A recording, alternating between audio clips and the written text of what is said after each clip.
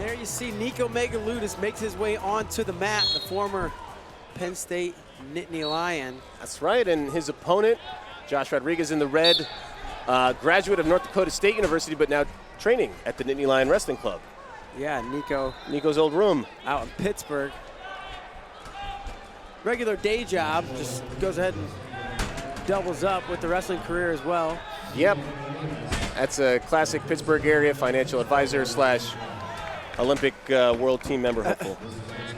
Yeah. Nico, very successful, decorated career, college career at Penn State. Four-time All-American, national champion. Josh Rodriguez, not as successful, did not find the podium in his 4 years, but he's looked very sharp running through a tough 61-kilo bracket. A lot of guys sometimes have a late career renaissance, and he's got the Penn State fans, and I think they may be torn here. A lot of Penn State fans like to follow the NLWC guys, even if they aren't Penn State grads and alum. But they also love their Nittany Lions. They also love the guys that won while they were matriculating, so can't go wrong here if you're a Penn State fan. Yeah, Nico, of course, multiple appearances in the NCAA finals.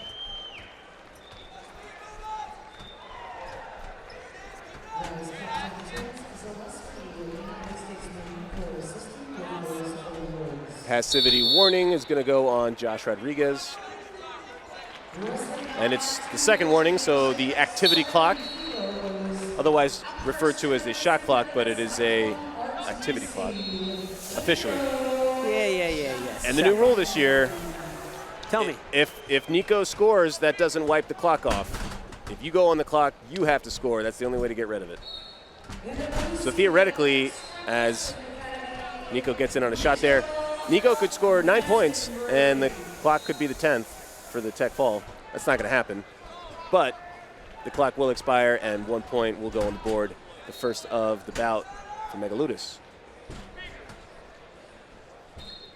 So Nico continuing to attack as he was on the shot clock. It's a good way to ensure that your opponent gives you that activity clock point, is you don't give an opportunity to score on you. Yeah.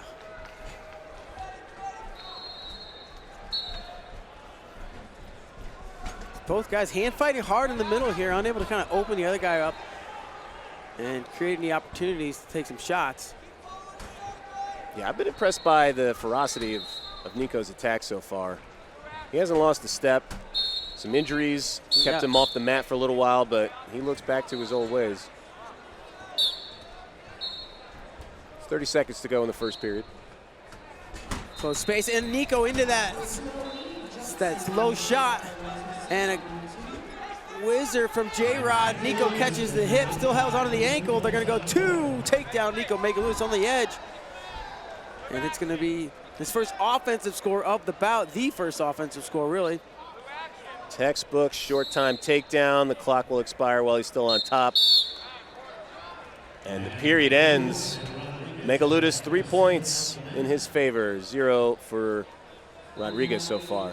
Yeah, Josh Rodriguez over in the corner with 2012 Olympic champion. Pretty good. Yeah, Jacob Varner, it's nice to have. There's a lot of gold medals in that room.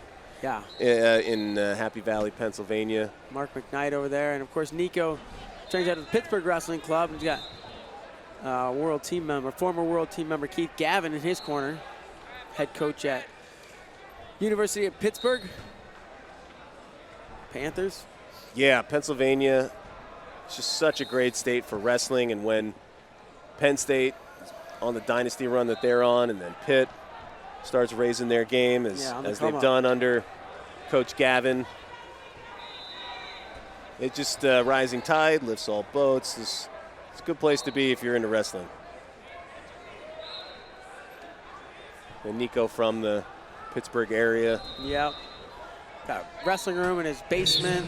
Maybe his parents' basement. I don't know. He's got a wrestling room in the basement somewhere. All these guys grew up with wrestling rooms in their own houses. Yeah, it's crazy. Don't have to go anywhere. Second period. Yeah, there's some heavy hands going on here They're going for both at guys. It. Yeah, it's a scrap. Ooh. Yeah, they're not punching, but they're smacking. You got to be on guard here. Yeah. Both guys kind of pull the other one down, and they are Hands are moving. Yeah, Rodriguez will look to get to some attacks of his own. Parterre is excellent, so that is the difference maker at the freestyle at the elite level. Everybody's good at leg attacks and everything if you could separate yourself from parterre.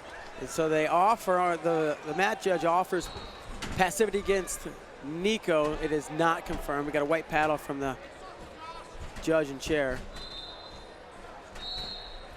Nico's holding center ground and standing there in the fight. I think that was the right call by the officials. Yeah, this is the strategy that's going to help, that's going to pay off in what we mentioned earlier. When Rodriguez is kept at bay when he's on the clock, because Nico's attacking the whole time, and he's still holding center. His butt is facing the inner circle the entire time, or the inner logo, as it were. And Rodriguez is unable to get to his setups. And you can see it's starting to frustrate him. 90 seconds to go, and I don't think we've seen a real deep shot, certainly not past the head hands. Yeah. Nico took another attempt, same one he scored on earlier, wasn't able to capture the foot like he did in the first period. Rodriguez ceding ground towards the far right side of the mat. Nico right on him, trying to stay in his face. Yeah, not giving J-Rod a attempt to collect his breath. And trying not to give the referee an opportunity to put him on the shot clock. Yeah.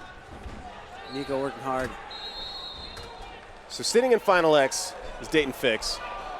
You got to go through Stillwater to make this world team, but this is going to really help whoever wins here. And if it's Nico, he's going to be sitting as the #1 seed in Coralville, Iowa, at the end of May. Win that tournament, and you're going to Stillwater to take on Dayton. Or we could definitely see 30 seconds is enough time, but Rodriguez is going to have to set it up and go feet to back or 2-2 somehow.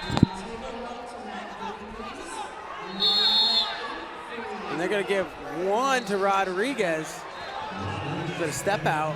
And you have to be careful now. You see Mark McKnight asking for the caution in one. The attention to Nico. 13 seconds left. Another shot from Rodriguez. And now Rodriguez really turning it on. Yeah, maybe too little too late, though, as the final seconds tick away. Nico stays in bounds. And there's your U.S. Open champion, Pittsburgh Wrestling Club, by way of Penn State University, Nico Megaludis. Yeah, 2022 national champion at 61 kilos. And there was times when I thought Nico was done. I just personally was like, I don't think he's gonna wrestle anymore. I thought his career was over, but man, he's got gas left in the tank, and he's showing it. Looked real strong there. Yeah. And how